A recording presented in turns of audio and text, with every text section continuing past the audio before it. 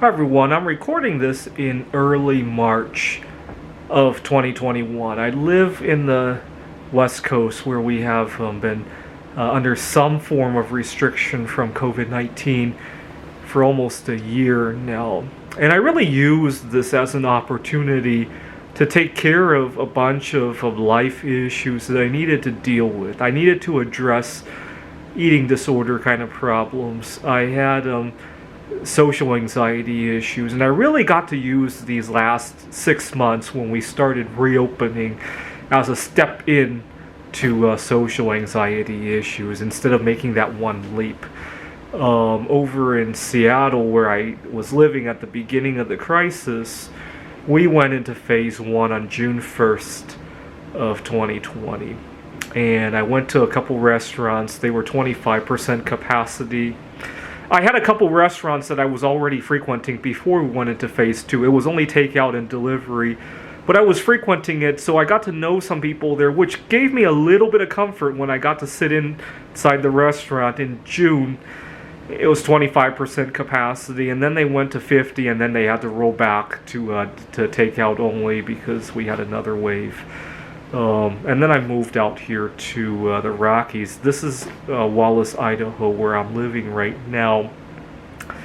And Idaho didn't lock down as severely as Seattle.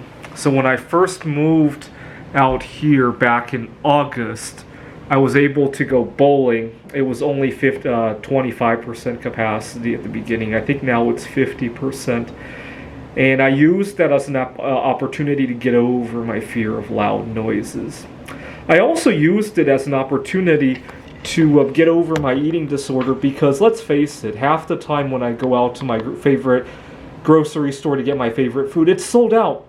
Because, obviously, I don't think too many people are panic hoarding the stuff I like to eat, but obviously priorities, right? The grocery store needs to set priorities for other things that they need to get, which helped me adjust to the fact that maybe I can't be so impulsive about what I want to eat. Also, the lack of social influence, right? Not having to go to work in the office and have people pressure me to eat whatever also helps, right? Not having to deal with other anxieties and be able to focus on my food also helps. Okay, so we're talking a year later now. And when I look at what's going on today and compare it to a year ago, well, I started bowling back in August. We're recording this in March. And just the other night, I scored a 181. When I started bowling, I was scoring a lot of 80s, a lot of 90s, occasionally getting a triple-digit score. Now I almost never see a double-digit score. But I can't really think of a time when my score just all of a sudden, there wasn't a trip to the bowling alley where, oh my God, all of a sudden my score is 30 points or even 20 points more than it was the last time, right? It was a very invisible climb, right? And then I look at my appetite. One of my big pet peeves is that one of my favorite fast food restaurants is Five Guys because they make their fries out of pure peanut oil, no additives. And one of my pet peeves is that every time I go there, I never know how big the portion sizes are. They're not very consistent. You know, sometimes I need 2 orders, sometimes only 1. And I never know how much I should order, and I hate wasting food, and I always end up feeling like I ate too much.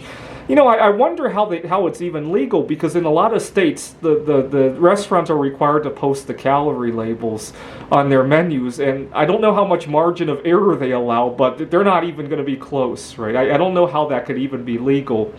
But whatever the case is, I really despise going there anymore because I hate wasting food and I end up eating too much.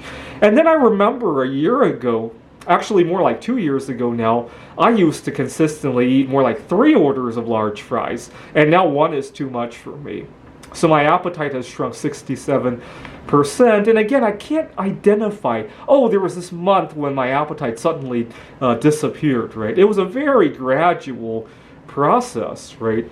And then I think about going to social events that are at 100% capacity when 25% used to be a big challenge for me, right? And I really can't identify a day or a week or even a month when things exploded, right? And I suddenly was able to handle stuff like that. That kind of reminds me of how inflation works, right? People think that they're going to wake up one day and their money's going to be worthless instantly, right? That's probably not how hyperinflation is going to work. It doesn't have to, even if your dollar lost 1% of its value every week, you could get pretty bad inflation. Let's do some math on the calculator. So right now, as I'm recording this, the price of silver is about $25 an ounce. But historically, the price of silver has been closer to $1,000 an ounce in today's money. 1,000 divided by 25. So silver would have to go up by a factor of 40. And let's say it takes 10 years to get there. So we take that. So you got to find what number multiplied by itself 10 times will give you 40, right? So x to the power of 10 gives you 40. So what you want to look for is 40 to the power of 1 over 10, right? To the power of 1 over 10. That means the price of silver has to go up by 44% a year to do that. And it did last year, right? At the beginning of 2020, if I remember correctly, silver was $12 or $13 an ounce, and it ended the year at $30 an ounce, if I remember correctly. Now, there are 365 days in a year, so you take that to the power of 1 over 365. And that's the factor that silver has to go up by every day, right? So it has to go up by a factor of 1.001, and you multiply that by what it is today, 25. If it's $25 today, it has to go up 2.5 cents tomorrow, right? Nobody thinks that silver going up 2.5 cents is any sort of hyperinflation, right? But that will take us there, right? And it's probably not going to consistently go up 2.5 cents, right? It's probably going to have days when it goes up 30 cents and then other days when it goes down 20 cents, right? Very invisible, right? You would never see this process, right? Just like you didn't see me go from an 80 or 90 in bowling to a 180 the other day to someday a 300, right? Very, very invisible climb, right? Or the fact that my appetite shrunk from 3 orders of fries down to 1, right? I didn't see it myself. I didn't feel it. I didn't sense it.